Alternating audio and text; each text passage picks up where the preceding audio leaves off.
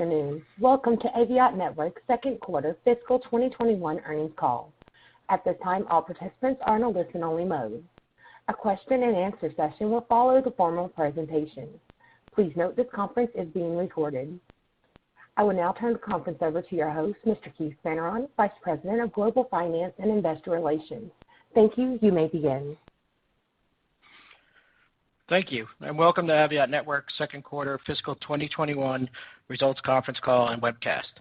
You can find our Form 10-Q, press release, and updated investor presentation in the IR section of our website at www.aviantnetworks.com, along with a replay of today's call in approximately 2 hours. With me today are Pete Smith, Aviant's President and CEO, who will begin with opening remarks on the company's fiscal second quarter, followed by Eric Chang, our CFO, who will review the financial results for the quarter and first half of fiscal 2021. Pete will then provide closing remarks on Aviant's strategy and outlook, followed by Q&A. As a reminder, during today's call and webcast, management may make forward-looking statements regarding Aviant's business, including but not limited to statements relating to financial projections, business drivers, new products and expansions, the impact of COVID-19, and economic activity in different regions. These and other forward-looking statements reflect the company's opinions only as of the date of this call and webcast and involve assumptions, risks, and uncertainties that could cause actual results to differ materially from those statements.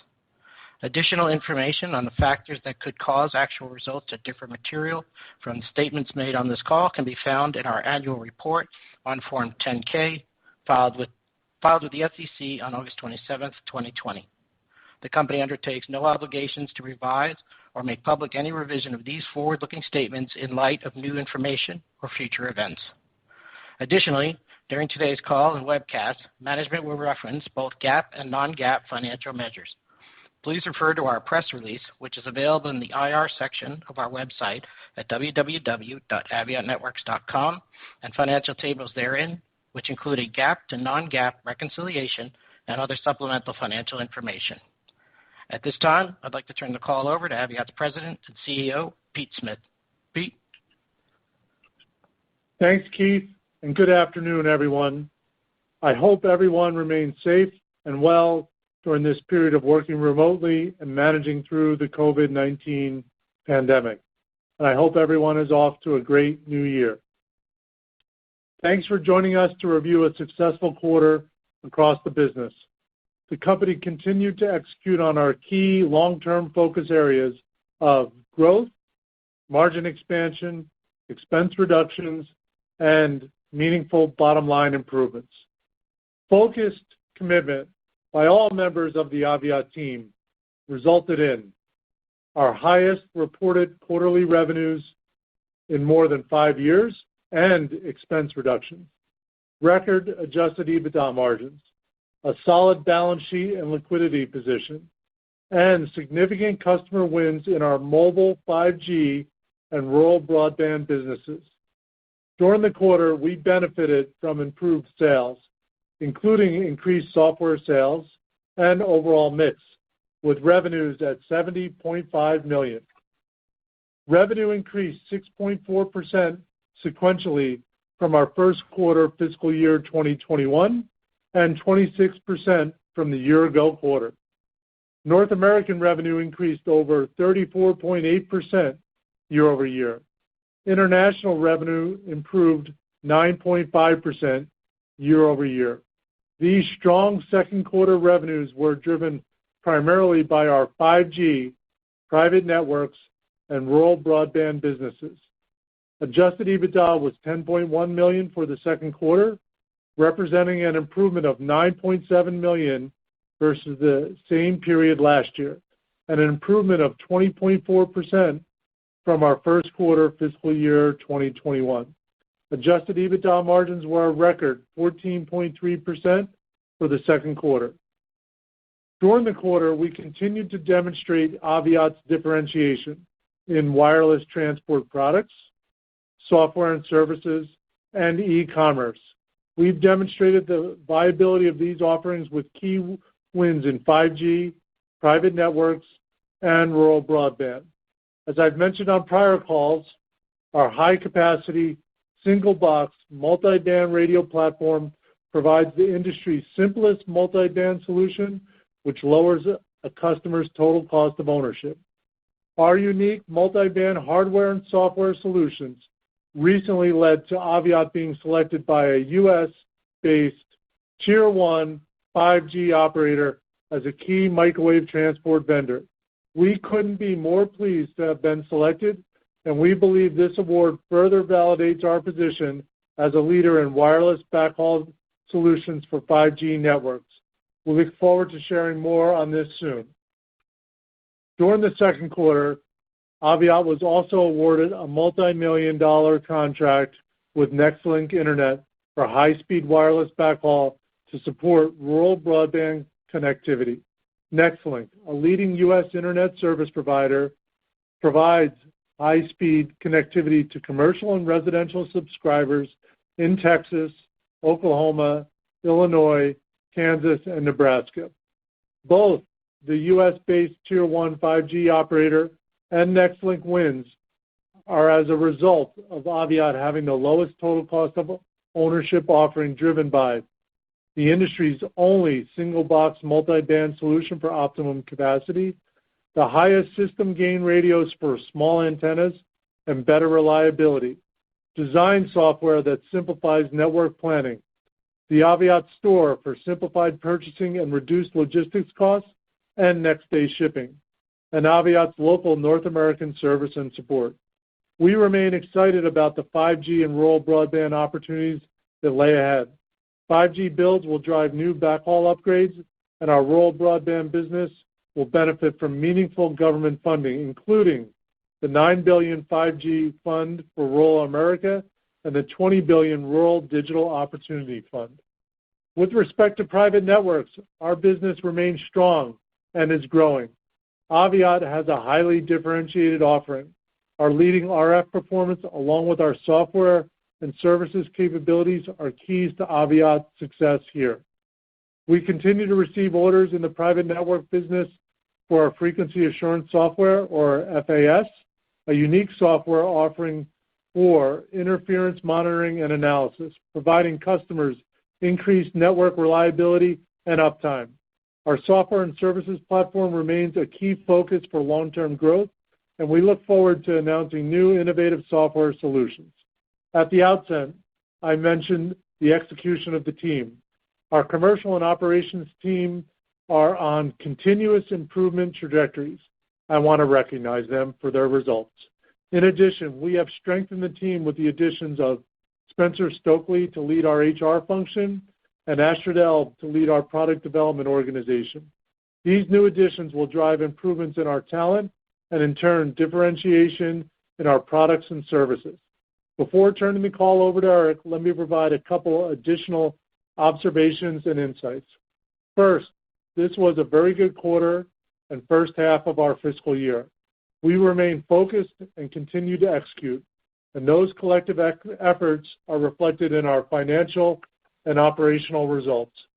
We've continued to demonstrate our ability to grow and to take share of demand. In addition, we must continue to lower our expenses to drive greater profitability and shareholder value. We've made significant progress on improving and optimizing our cost structure and remain on track to realize previously announced cost savings. Looking forward, we see three significant drivers: 5G, private networks, and rural broadband, and believe we are well positioned to capture significant opportunities with our differentiated product software and services offering. With that, let me turn the call over to Eric to review our financials before coming back for some final comments. Eric? Thank you, Pete, and good afternoon, everyone. During my remarks today, I will review some of the key second quarter and first half fiscal 2021 financial highlights, noting our detailed financials can be found in our Form 10-Q and press release, both of which were filed earlier this afternoon. As a reminder, all comparisons discussed today are between the second quarter of fiscal 2021 and the second quarter of fiscal 2020, and between the first half of fiscal 2021 and first half of fiscal 2020, unless noted otherwise. For the second quarter, we reported total revenues of $70.5 million as compared to $56 million for the same period last year, an increase of $14.5 million or 26%, driven mainly by our U.S. private network business as well as international sales growth. As Pete mentioned, our total revenue for the second quarter was the highest since the first quarter of fiscal 2016. During the quarter, the North American team continued to focus on expanding sales and seizing upon Aviat's unique products and services differentiations. North America, which comprised almost 70% of total revenue for the second quarter, was $49.2 million, an increase of $12.7 million or 34.8% from the same period last year, driven primarily by our private network business. International revenue continued its return to growth for the second straight quarter, coming in at $21.4 million for the quarter as compared to $19.5 million for the same period last year. Our international team continues to implement our new commercial sales strategy, which, as a reminder, includes defending Tier 1 telecom business, winning new Tier 2 accounts, expanding our reach through partnerships, and capturing value where we are differentiated. While still early in its execution, we continue to see the benefits of our international strategy paying off. Revenue for the first half of fiscal 2021 was $136.8 million compared to $114.6 million for the same period last year. We are again pleased that our backlog continues to remain above $200 million, even after recognizing our highest quarterly revenue since the first fiscal quarter of 2016, all due to our laser-focused domestic and new international sales strategy. Second quarter gross margins remained strong at 38.2% and 38.3% on a GAAP and non-GAAP basis, respectively, as compared to 32.7% and 32.8% for the second quarter of last year. Key drivers to the improvements in gross margin included regional mix, product, and service mix. Second quarter GAAP operating expenses were favorably impacted by approximately 4% year over year, coming in at $19 million compared to $19.8 million for the same period last year. Second quarter non-GAAP operating expenses, which exclude the impact of restructuring charges and share-based compensation, were favorably impacted by approximately 4.1% at $18.3 million compared to $19.1 million last year. Both GAAP and non-GAAP operating expenses were favorably impacted due to cost-saving initiatives implemented in the second half of fiscal 2020, including our previously announced restructuring plans, a slowdown in hiring, and reduced travel. Moving on, second quarter non-GAAP net income was $8.4 million compared to a net loss of $0.9 million for the same period last year, with the second quarter non-GAAP EPS coming in at $1.48 per share compared to 17 cents net loss per share for the same period last year. First half fiscal 2021 non-GAAP net income was $15.3 million compared to $2 million for the same period last year, with non-GAAP EPS coming in at $2.71 per share compared to 36 cents per share for the same period last year. Adjusted EBITDA for the second quarter was $10.1 million, a $9.7 million improvement from the $0.4 million we reported for the same period last year, with adjusted EBITDA margins coming in at a record 14.3% for the quarter. For the first half of fiscal 2021, our adjusted EBITDA was $18.5 million compared to $4.5 million for the same period last year and surpassed the $13.5 million for the full year fiscal 2020. First half fiscal 21 adjusted EBITDA margins was 13.5%. Moving on to the balance sheet, our cash and cash equivalents at the end of the second quarter were $43 million with no loan outstanding. Our net cash increased $6.8 million sequentially from the first quarter and $10.4 million year to date. So our balance sheet remains very solid, leaving us well positioned to execute our long-term plans while maintaining flexibility and security in the current COVID-19 environment. With that, I'll turn it back to Pete for some final comments. Pete? Thanks, Eric. Just a few additional comments before opening up for Q&A. I am extremely proud of the entire Aviat team for their significant contributions to our results. We recognize that there is a lot of work in front of us. We are on the right path to achieve our long-term objectives. Given our current view, the progress we've made during the first half of the year, and the overall environment, we are updating our guidance issued on November 5th, 2020. We currently expect revenue for fiscal year 2021 to be in the range of $255 to $265 million, and adjusted EBITDA to be in the range of $28 to $31 million. With that, operator, let's open it up for questions. At this time, I'd like to inform everyone, in order to ask a question, press *1 on your telephone. To withdraw your question, press the pound or hash key. Please stand by while we compile the Q&A roster. Your first question comes from the line of Theodore O'Neill from Litchfield Research. Thank you. Congratulations on a great quarter. Thanks, Theo. Yeah. Question for you on the broadband. My first question is on broadband. Last Thursday, Nextlink Internet announced they had signed an agreement with American Tower to co-locate their equipment on 1,000 American Tower sites to facilitate rapid deployment of fixed broadband. And I'm wondering, is that where your radios go to? And do you get to put something on all 1,000 towers?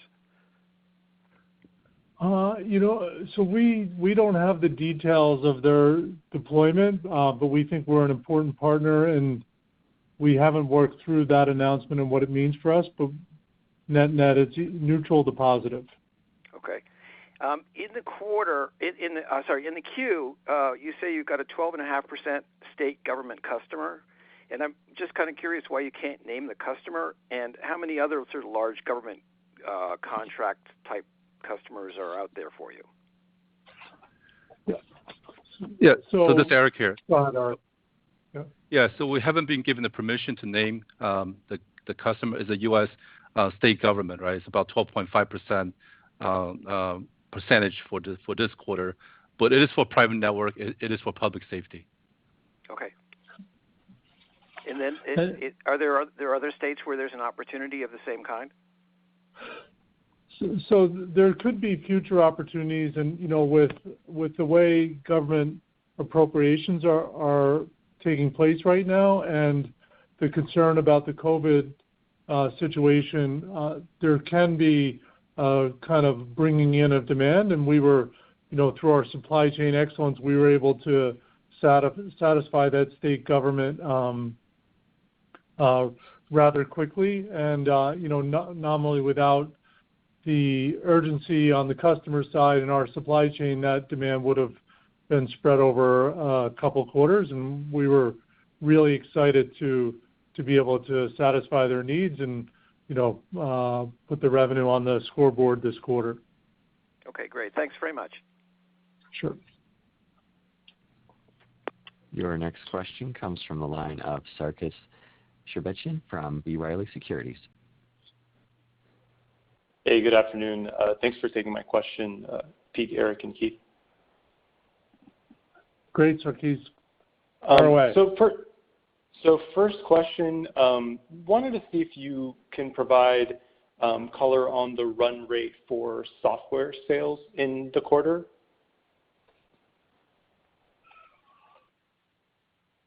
So go ahead, Eric. Yeah, so let me comment on that, right? So we generally don't disclose our software revenue. We rolled out a software back in Q4, and then we're ramping up that revenue. But we're not in a position right now to actually disclose that amount. It's definitely a lower percentage right now, but eventually when that margin, the percentage gets larger, then we'll at that point disclose that number. Right. Okay, understood. Right. So Sarkis, let me jump in. Right, I've been at the company a little over a year, and for the first couple quarters, we said that we were going to invest more in software. We are starting to build our software business. When it reaches materiality, then we'll break it out. It's still small, but when we get our software wins, it is margin accretive, and it's really exciting for us. Okay, thanks for that. I guess given the trends of, the software investment relative to what you're expecting to garner from a sales trajectory, I guess when do you think you'd reach a point of materiality to be able to break it out? Would it be within the next 12 months? Would it be within 18 months? Just kind of want to get a better handle on that. So my hope is in the next 2 years to make it to have a material level that we would report on. But I think it's 2 years away, and as we make that 2-year journey, it will, as we have success, it'll show up in our gross margin and our EBITDA margin. So I would say 2 years. Okay, that's fair and helpful. Thanks for that. I guess want to go towards the guide, right? So for fiscal 21, sales guidance was increased, and we have a range of 255 to 265 million. And for adjusted EBITDA, I think you said a range of 28 million to 31 million dollars. I suppose on the low end and top end from a margin perspective, that works out to 11 to 12%, right? Year to date, you're close to 14% from an EBITDA margin perspective. So I guess if I look at the back half of this fiscal year and break down what you've done year to date versus what's remaining, is it correct to think that your sales are going to drop off inclusive of your EBITDA margins for the back half of the year? Just help me reconcile the guidance versus kind of the performance we've seen so far in the first half of the fiscal year. Eric, do you want to start on that? Right. So right now, based on even at the high end of the range for revenue, and also for at 265, and then the high end of the adjusted EBITDA 31, the second half it is lower than the first half. But we need to get to Q3, and then at that point, if we need to up our guidance, at that point we might. Yeah. So Sarkis, the way I would look at this is, we did have some really good demand in Q2, and we were able to deliver on that. We've raised our guidance. We want to be conservative, and we want to build a track record of delivering on our commitments. And if you roll the clock back, 5, 6, 7, 8 quarters, the company has had a history of one good quarter, one bad quarter, and we feel like we're on a really good path. We do not want to get ahead of ourselves, and we want to be conservative with our approach, and that's why we want to be conservative both in the revenue range and the adjusted EBITDA range. I appreciate the comment on the conservatism. I guess maybe it's just a little bit trying to parse out here why logically, right, if you're excited about the business, why the second half would be worse than what we've seen so far. I'm just trying to pencil those two thoughts together and try and get a reason for that. And it seems like conservatism is one thing and being reasonable is another. Just trying to get more color on what the second half looks like. Yeah. Well, I would also say I'll take those comments. We also see that the second half of the year will be better than the prior year second half. We're on a growth trajectory, and right, if you want to be critical for our conservatism, we'll take that, and we want to we're going to put out guidance that we're comfortable with. Sounds great. That's all for me. Thank you. All right. Thanks. Your next question comes from the line of Oren Hirschman from AIGH Investment Partners. Hi, congratulations on the progress, both of you. In terms of rural broadband, I don't know if you're breaking it out yet as a % of revenues. If you're not, same kind of question like the software question, and then I have a follow-up on rural broadband. So the way, in our investor presentation, we show that we're about 2/3 private network, 1/3 mobile network operators, and the rural broadband would be in the mobile network operator segment. So that's the level we break that out.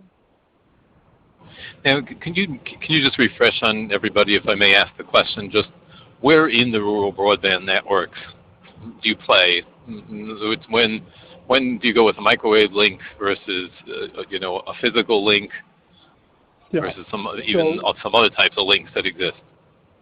Yeah, so let's make the most common comparison: fiber versus microwave. And microwave is faster to deploy. So when a rural broadband provider has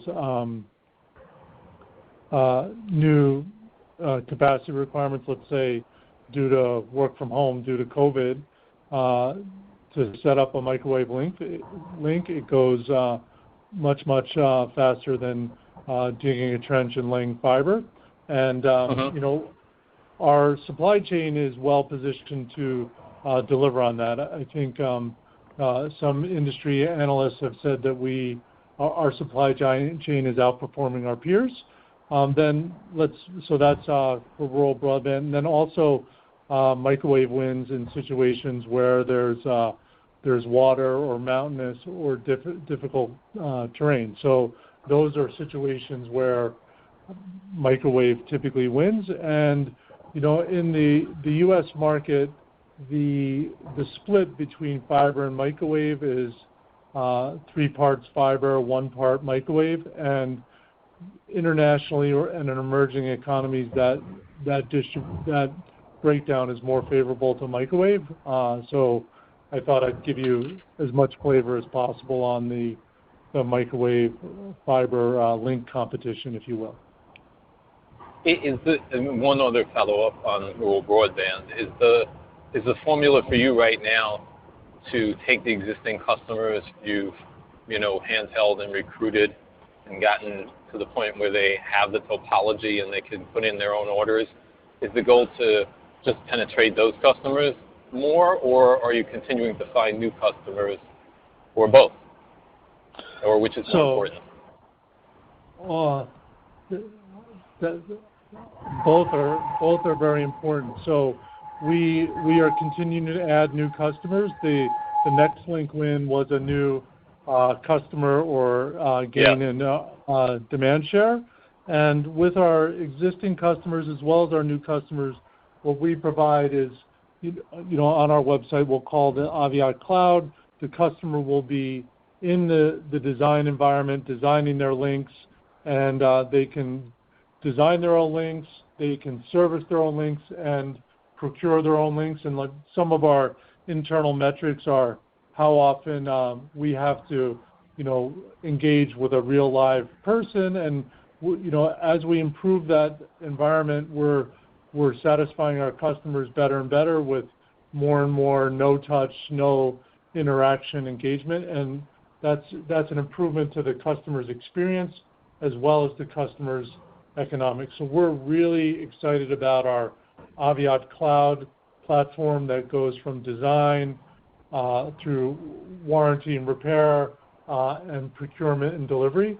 It's really working, and we think that provides the lowest cost to serve for rural broadband customers in the industry, and we expect to drive more growth going forward. And that will be with existing customers as well as new customers. Okay, and my final question, just on a different topic, just in terms of having a mega deal like that 12% deal, government deal, does that obviously it's a big deal to deliver it in one quarter and not spread it, but does that create lumpiness or potential lumpiness, and does that factor into the guidance for a second half?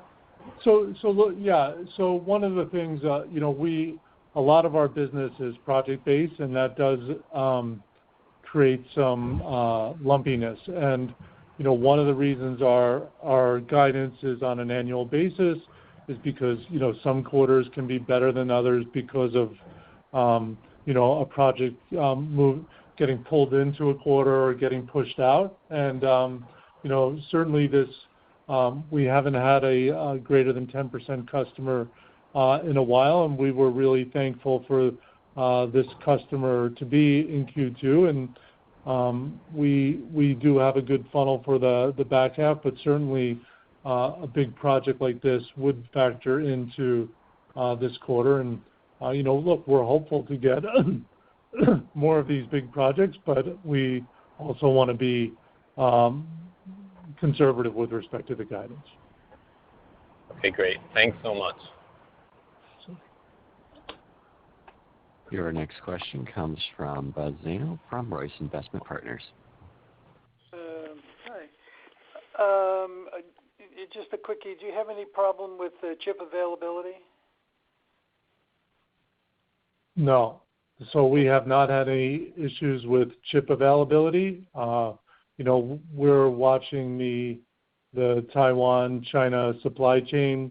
We may be a little heavy on inventory to hedge that, but so far we have not seen any supply chain interruptions or chip issues.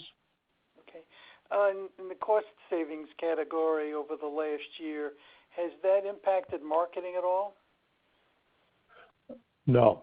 So we continue to invest our dollars in lead generation marketing, and one of the processes that we have in the company is our strategic marketing effort focused on value, and that's helped us grow top line and make sure that on our new products we've priced the value. Okay.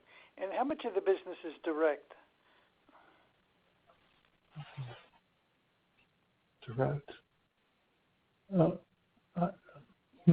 Eric, do you know how to answer that? I say at least 80% plus are direct. Yeah. All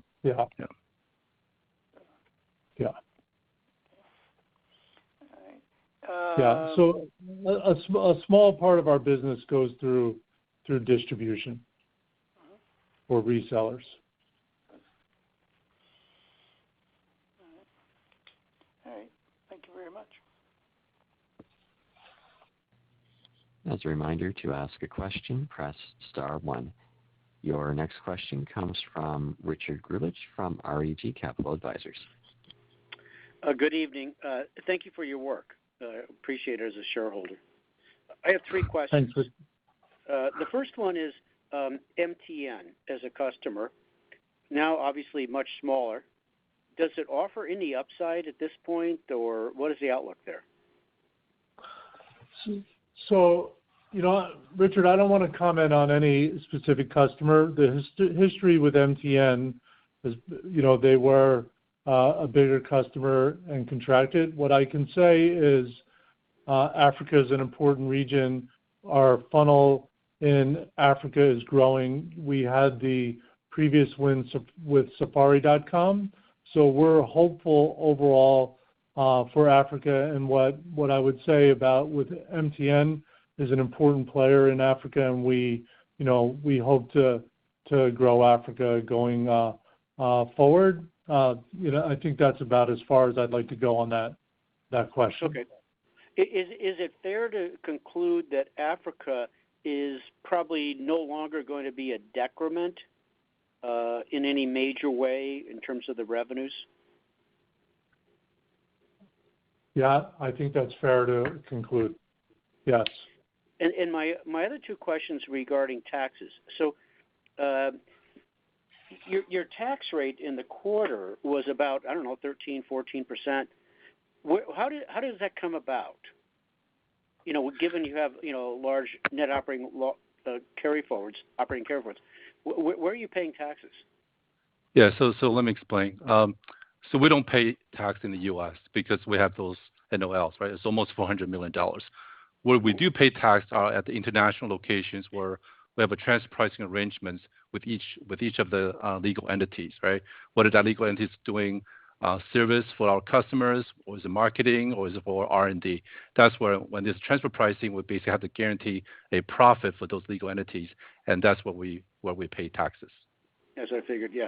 So in the U.S., on the net operating loss carry forward, you've fully reserved against the value for that because it doesn't appear on the balance sheet. Is that correct? That's correct. That's correct. We did a partial. So let me explain. We did a small partial release probably a couple of years ago. It was about $7.5 million. We haven't done a partial release recently, just because with COVID, there's a lot of uncertainties. So that's where we stand. Yeah. But going forward, given that you're really on a much better trajectory than you've been for a while, at what point would you likely release some of that reserve back into the balance sheet? We're looking at it right now. Okay. No, that's fair. I mean, I think you should. Yeah. And again, have you been able to fully protect against the not being able to use much of it? You've had a couple different programs over the last 2 years, I think, to be able to do that. Are you still confident that you can protect most of that? You mean protect NOL? Yes, we have this NOL preservation plan, right? So for any investor that want to go above on the 4.9% threshold, it will require us to issue an exemption. So that's how we protect our NOL. Okay, great. Thank you very much. Thank you. Your next question comes from Oren Hirschman from AIGH Investment Partners. Hi, just one quick follow-up on the last question. If you do a non-GAAP, assuming you're a taxpayer but not obviously a cash taxpayer in the U.S., what would the fictitious rate look like, so to speak, the rate that you would apply for non-GAAP purposes? Do you have any idea on either on U.S. or on the company as a whole, some guesstimate? Yes. So if you look at our non-GAAP financials in the press release, we estimate our total cash tax on an annual basis about $1.2 million. So basically, we do $300,000 per quarter. But if you did it, let's assume that that you look like you're going to maintain profitability, and you got to apply on a non-GAAP basis, a real tax rate. What would the company look like? 20, 25%? Any idea what the company would look like at that point? Well, that's only after we exhaust all the NOLs in the U.S. first, right? At that point, we have to worry about what that rate is going to be. But for the time being, the only cash tax that we pay are for international, and then the run rate is about $1.2 million a year. Right. No, I'm with you on that. I'm saying for non-GAAP purposes, the accountants, for non-GAAP purposes, if your own non-GAAP purposes, if you decide that you want to start applying a full tax rate. So, knowing full well you're not paying the cash tax, but what would that full tax rate look like, or have you not even done that analysis? Yeah. We haven't done that. So. Yeah. Okay. Yeah, because we have the magnitude of our NOLs are pretty big, so that's probably beyond any investor's modeling time horizon. Okay. Thanks very much. Yep. Your next question comes from Richard Grillage from REG Capital Advisors. Not to beat a dead horse, but have you thought outside the box at all about how you can utilize more of your NOL going forward?